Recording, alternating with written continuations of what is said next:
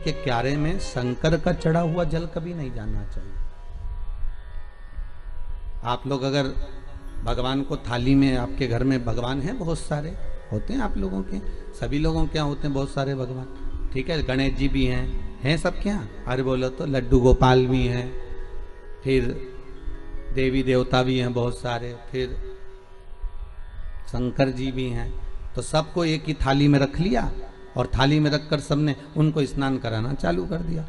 अब सबको स्नान कराया तो शिव जी को भी कराया, बोलो कराया कि नहीं कराया, थाली के अंदर रखकर। अब तुमने स्नान तो करा दिया, स्नान कराने के बाद वो जल को क्या करा तुम लोगों ने, ले जाकर तुलसी के क्यारे में डाल दिया। तो महाराज जी पहले के समय में क्या कालसर्प दोष पितृदोष नहीं होता था? बिल्कुल नहीं होता था। पहले के समय में ना कालसर्प दोष होता था ना पितृदोष होता था। क्यों? तो क्या घर में लोगों के शंकर जी नहीं होते थे? होते थे। लोग शिव जी को स्नान कराते थे, पर घर में बगीचा, खलियान, खेत,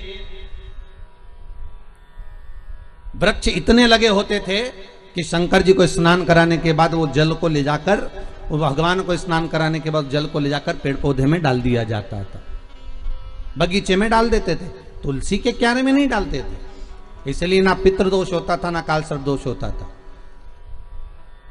अब दुनिया के लोग भगवान को स्नान करा के ले दे के एक ही पौधा घर में दिखता है, वो तुलसी जी का, बस स्नान कराया और तुलसी जी में ले जाकर डाल दिया। तो तुलसी जी में ले जाकर डाला तो उससे शास्त्र कहता है कि अगर शिव जी का चढ़ा हुआ जल तुलसी के क्यारे में जाएगा तो सर्प के डसने का दोष लग जाएगा, जिसको हिंदू धर्म में काल सर्प दोष कहा गया। जो काल सर्प दोष, अच्छा बड़ा विचित्र काम है। कई कई गांवों में आप लोगों ने भी देखा होगा, यहां तो ठीक है परंतु हमने महाराष्ट्र में बहुत देखा। महाराज कई कई गांवों में तुलसी के क्यारे के नीचे शंकर जी को रखते हैं। ये तुलसी के कुंड के अंदर शंकर जी को रखेंगे, पर ये दो कोई आपको अलग अलग तरह से ना जाने घुमा फिरा के, ना जाने बुद्धि ऐसी फेर कर गलत चीज बताएगा ना, तो वो समझ में आ जाएगी आप लोगों। दुनिया की आदत है।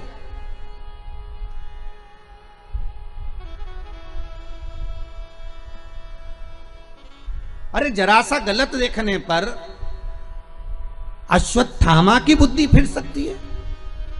रात्रि के समय पर अश्वत्थामा बैठे हुए थे,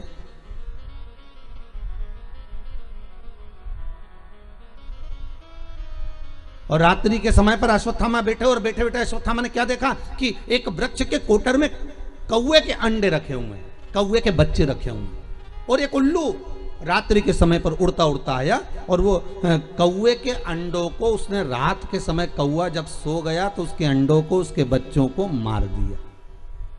किसने? उल्लू ने। अश्वत्थामा ने देख लिया इससे जोरदार कोई काम नहीं हो सकता।